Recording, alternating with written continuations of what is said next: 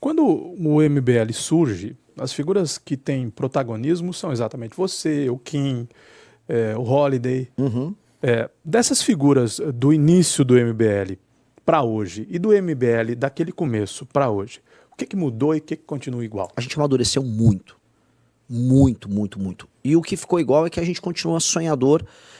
Tem uma frase do Steve Jobs, eu sou um grande fã dele, que ele sempre falava assim, ele falou isso num discurso, mas era um tema recorrente dele, que é stay hungry, stay foolish, que é stay hungry tenha fome, seja faminto, que seja ambicioso, mas stay foolish permaneça bobo, tolo no sentido de ser como uma criança, sonhador como uma criança, ou seja ambicioso, mas seja sonhador.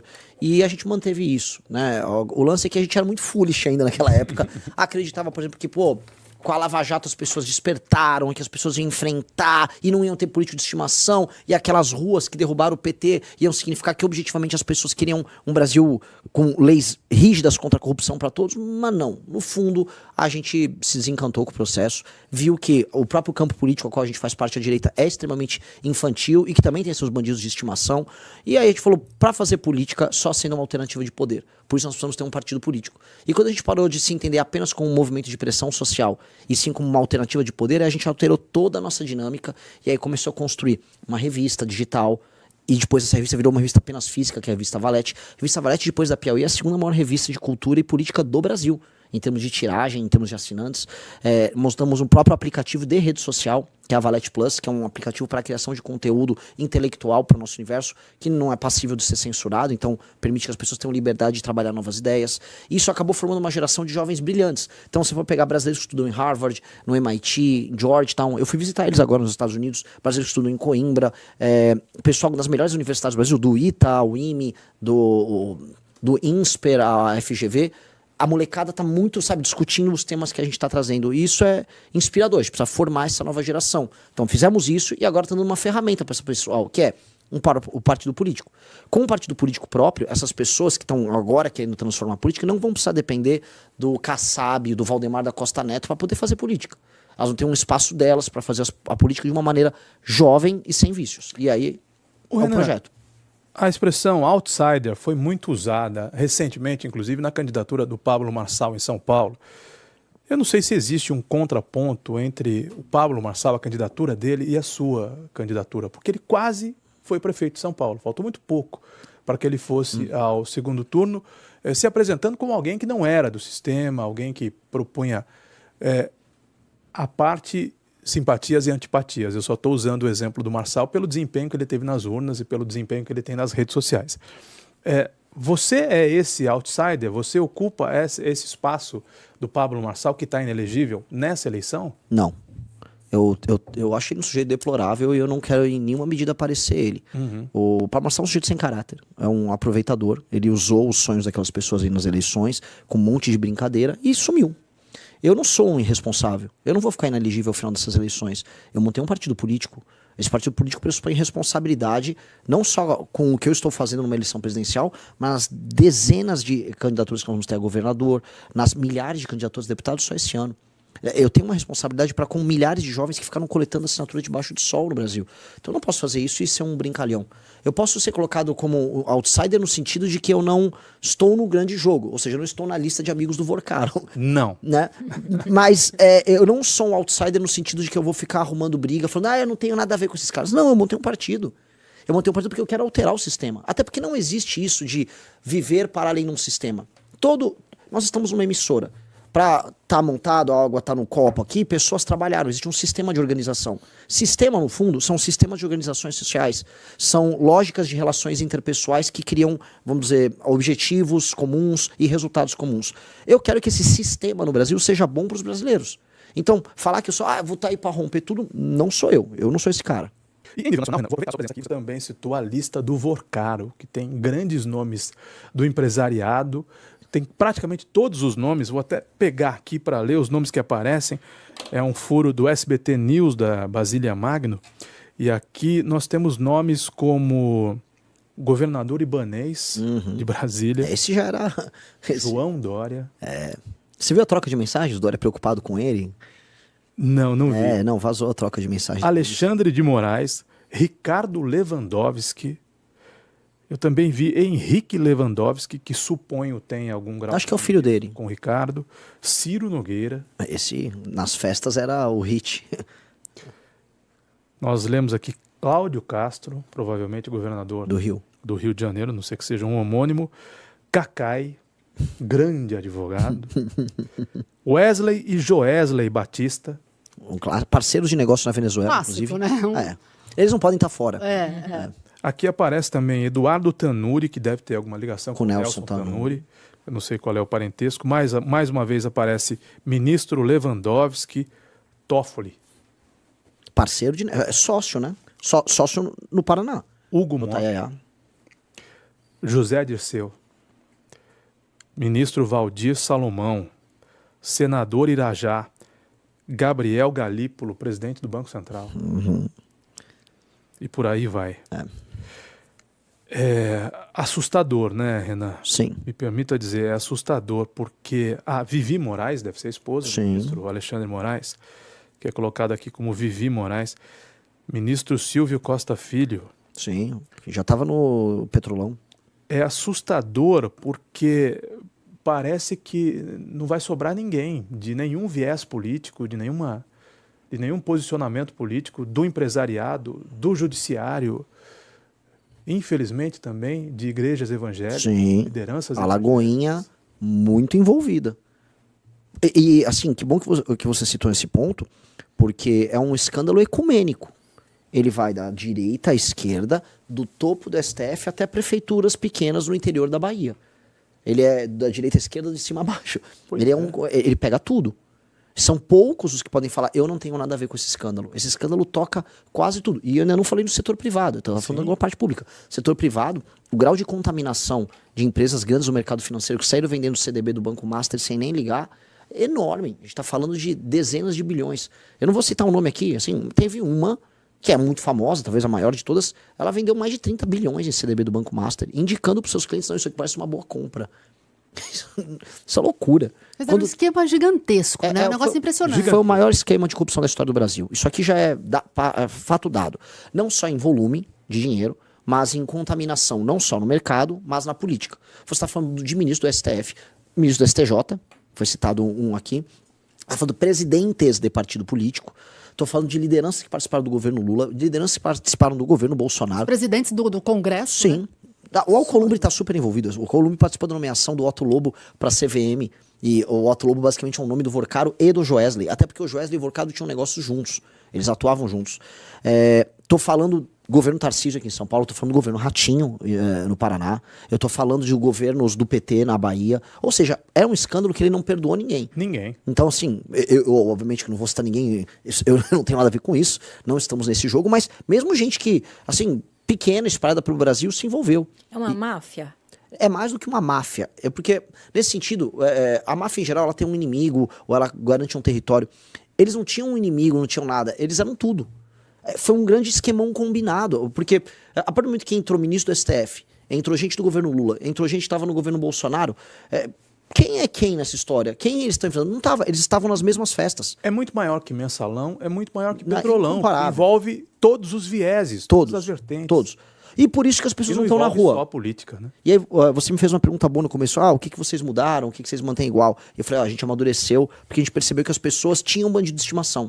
E uma característica hoje do debate público brasileiro é que as pessoas têm bandido de estimação. Então as pessoas de esquerda falam só de um lado do esquema do Banco Master. Eu vi a Tabata Amaral gravar um vídeo muito focada na parte que atendia a direita. Aí quando o Nicolas fala desse negócio, ele só fala do Alexandre de Moraes, que o Lula tem a ver. Gente, todos têm a ver. Todos têm a ver. O próprio Nicolas voou. Voou no jatinho do Vorcaro. Disse que não sabia. Aliás, o Renan, em seus vídeos, você fala muito do bolsopetismo, né? Dessa fusão entre PL e PT e a figura do Bolsonaro e do com Lula. A figura do Lula. Mas é polêmico isso, né? Não deveria ser. Porque o que eu tô falando é só a verdade. É só muito simples. No bolsonarismo e no petismo, você tem lideranças que tratam seus liderados de maneira desrespeitosa, e esses liderados aceitam os erros éticos das lideranças. O bolsopetismo é sobre isso, é do tipo, eu vou xingar ali o Lula num vídeo no Instagram para ganhar muitos views, mas no fim do dia eu vou votar junto com ele na PEC da blindagem. A PEC da blindagem é uma reedição, inclusive, da PEC da impunidade do governo Bolsonaro. Então, no governo Bolsonaro mandaram a PEC da impunidade, e ela foi reeditada com o PEC da blindagem no governo do PT. Em ambas as votações, tanto o PT quanto o bolsonarismo votaram juntos. Ambos destruíram juntos, por exemplo, a Operação Lava Jato. Então, o bolsopetismo é sobre, vamos dizer... Isso não vai acabar nunca. Mas assim, não deveria ser assim. Você eleito presidente da República vai ter que governar com o Congresso. Você imagina que o Centrão vai deixar de existir? Não, o Centrão no longo termo precisa deixar de existir. Como é que você combate isso? Mudando mais de 500 deputados, mais de 80 senadores... E eles estão lá eleitos democraticamente, o Centrão né? manda no Brasil. Essas figuras como Gilberto Kassab, Valdemar da Costa Neto, estarão embarcados em qualquer governo. Sim. Né? O MDB vai estar embarcado em qualquer governo. E aí o presidente não fica refém disso tudo? Fica, assim, a gente primeiro precisa fazer o diagnóstico, assim, se você tem um corpo que está doente, vamos diagnosticar a doença e depois vamos propor o remédio. A doença surge na Constituição de 88. A Constituição de 88 era parlamentarista, e ela foi colocada como presidencialista no final. Então, o presidente é eleito, mas a eleição para o Congresso não é vinculada a ele. Portanto, você tem uma Câmara dos Deputados, que a maior parte dos deputados são do Centrão, o Senado, que é totalmente desproporcional, e ele nasceu para ser desproporcional, mas isso não está servindo de nada para a gente. A Acre ter 3 senadores e São Paulo ter 3 senadores é uma bizarrice. É um absurdo. E o Centrão, na prática, né, olhando nesses termos, ele se beneficia disso, porque o presidente está sempre refém dele. E aí ele consegue espaços de poder, ele consegue dinheiro, ele consegue emenda, ele está sempre com a faca no pescoço do presidente da República, e o presidente manda muito pouco. Uma característica do regime brasileiro é que o presidente não manda nada.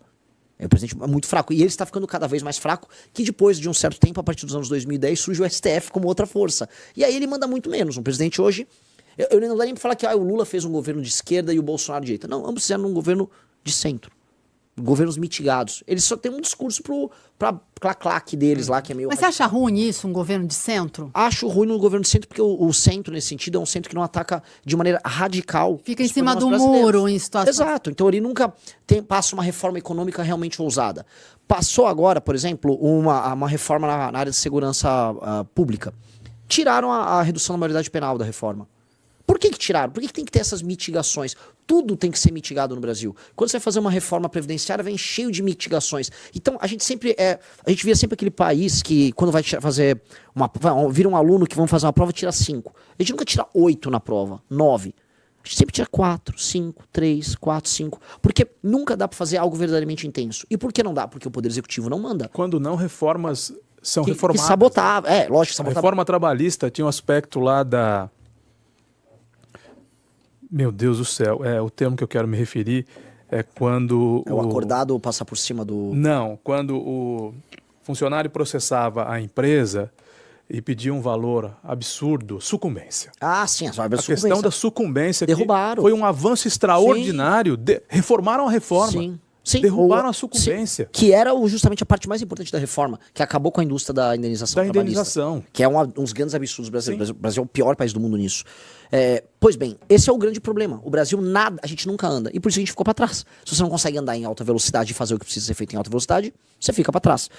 Pois bem, a gente tem que alterar o sistema de incentivos. Esse é o diagnóstico que eu faço. O sistema de incentivos da política brasileira precisa ser alterado. E é isso que eu, num governo nosso, farei. O Brasil precisa de 3 grandes reformas, e essas são as 3 reformas que a gente precisa conduzir. A primeira, a destruição do aparato de insegurança que existe no Brasil. Uma guerra ao crime organizado e uma alteração nas leis penais e nas leis de processo penal. E eu quero ser eleito para inicialmente tocar isso. Esse é o tema inicial, esse será o tema da minha campanha. Portanto, minha pré-campanha hoje e depois da minha campanha serão sobre um plebiscito. Votou no número 14, lá na urna, você quer uma guerra contra o crime. Votou no 22, votou no 13, você não quer. E tá tudo bem, é a democracia. Tá? Agora, é plebiscitário. Eu vou oferecer uma guerra ao crime. 2, nós temos que ter uma reforma fiscal, um ajuste fiscal colossal no Brasil. As contas públicas estão indo agora em rota de colisão, o Brasil vai quebrar em 2028. Todo mundo sabe, a rota está subindo assim, 88% de dívida, depois 95%, e o juro já está em 15%. Os Estados Unidos têm dívida alta. Os avisos têm sido dados há bastante aos montes. Você vai pegar do Marcos Lisboa aos consultores da Câmara dos Deputados, todo mundo sabe o que está acontecendo, e todo mundo fica fingindo que não está acontecendo nada. Essa é a segunda parte, é uma reforma fiscal. E a terceira parte é a reforma do sistema de incentivos. Eu vou te dar um exemplo. Como é que o Kassab é tão poderoso? Ele elege muitos deputados. O deputado dá fundo partidário, fundo eleitoral, emenda, e a emenda é direcionada para os prefeitos que o Kassab tem espalhado pelo Brasil. Pois bem, a gente tem que mudar esse sistema de incentivo. E onde tem que estar o sistema de incentivo? O prefeito na cidade determina o fundo partidário e o fundo eleitoral. E como ele determina? Se ele atinge indicadores de desempenho em áreas essenciais. Por exemplo, você tem uma cidade no Nordeste que tem 5% de cobertura de esgoto. Se ele entrega 15% de cobertura de esgoto, ele vai ganhar 2 pontos. Se ele melhora o ranking SAEB de educação, ele ganha mais 3 pontos. Se a parte de segurança pública avança, mesmo não sendo a prerrogativa do prefeito, mas ele trabalha políticas que melhoram a segurança, avança. Essa pontuação redunda no fim do dia em fundo partidário e eleitoral para o partido político que ele faz parte. E não o número de deputados que são eleitos. Porque hoje o sistema que nós temos faz com que a gente eleja deputado e a gente coloque dos tiriricas a esses caras que viram deputado federal, que é a bancada do like, que fica só gritando e xingando, porque esses caras trazem voto e o voto traz fundo partidário e eleitoral. Aí eles chegam lá e o prefeito não serve para prefeitar, para administrar a cidade. O prefeito serve só para gerar voto para esses caras, para administrar a emenda que eles mandam, para administrar os contratos corruptos que eles têm com as prefeituras. Se a gente altera essa dinâmica e o dinheiro e o foco da política é o prefeito, os partidos, o próprio Kassab... Mais Brasil, menos Brasília. Com certeza. Mexer no pacto. Mexer nisso. Porque aí o dinheiro que vai para a prefeitura é para executar esses serviços públicos e melhora as prefeituras, e um dos critérios tem que ser, inclusive, aumento da atividade econômica no município. Até porque você falou... também a coisa de passar chapéu. Que é óbvio. Vivem fazendo. E que eles gostam. E aumenta eles a qualidade gostam. também, né? Porque É muita óbvio, gente, às vezes, ocupa o cargo e não entende nada. Exato. Porque você não precisa eleger um cara bom. Hoje, o que é um prefeito num município pequeno de 20 mil habitantes, sei lá, em Tocantins? Ele é um administrador de emenda do deputado dele e administrador de contratos de lixo, contratos de saneamento, etc., que ele leva essa é a real. E ele não liga, e aí ele, no final, o que ele faz para ganhar a eleição? Ele compra o voto. Eu tô falando de Tocantins, mas assim, com certeza tem compra de voto também em Limeira, tem compra de voto em Vinhedo, tem compra de voto no Brasil inteiro. Agora, nos lugares mais pobres, ela é mais intensa. Isto é a base do Centrão. E esse sistema de incentivos... Sua contundência não tem gerado processos para você? Sim. Você provavelmente está desagradando muita gente. Sim, mas eu preciso falar isso. Porque eu seria louco de não falar isso. Loucura é não falar o óbvio. Então, o que eu estou propondo é um negócio tão simples. Se a gente altera esse sistema de incentivo, o foco dos partidos passa a ser eleger prefeitos bons. E qual é a base disso? A ideia é critérios objetivos de avaliação, que são determinados, vamos supor, pode ter uma auditoria externa, mais o IBGE, o IPE, a gente pode chamar instituições, inclusive de Estado, para estabelecer quais são esses critérios. E esses critérios, no fim do dia, não são avaliados pelo eleitor. E sabe por quê? Porque eleitor no Brasil você compra. E o eleitor não sabe avaliar se tem mais ou menos esgoto na cidade dele. O eleitor, então, ele tem que ser condicionado a desempenhos que ele mesmo não sabe. Então a gente tem que entender que a democracia no Brasil, em alguma medida, foi falha. A democracia brasileira pegou pessoas muito humildes, pessoas muito pobres que não tinham o que comer e deu um direito de votar, e essas pessoas trocaram esse direito por um saco de arroz, por um saco de cimento, por telhado na casa dele. Trocam. Mas, pelo amor de Deus, aumentou isso. Não é que estava diminuindo. Agora que voltou o orçamento secreto, são 50 bilhões, esse ano vão ser 65 bilhões em emendas. Essa emenda é desviada. E aí essa emenda desviada vira caixa 2, esse caixa 2 vira compra de voto. Então a gente tem um gigantesco sistema de compra de consciência no Brasil. E as pessoas falam, isso é o Bolsa Família. Não é o Bolsa Família, isso é outra coisa, tem nada a ver com isso. Eu tô falando do que alimenta as eleições. Se a gente não resolve isso, falar que a gente vive numa democracia é uma mentira. É uma mentira, a gente não vive numa democracia, a gente vive em outra coisa. Isso aí é outra coisa. Não tem nome ainda, né? Não tem nome. Assim, é um regime inventado no Brasil.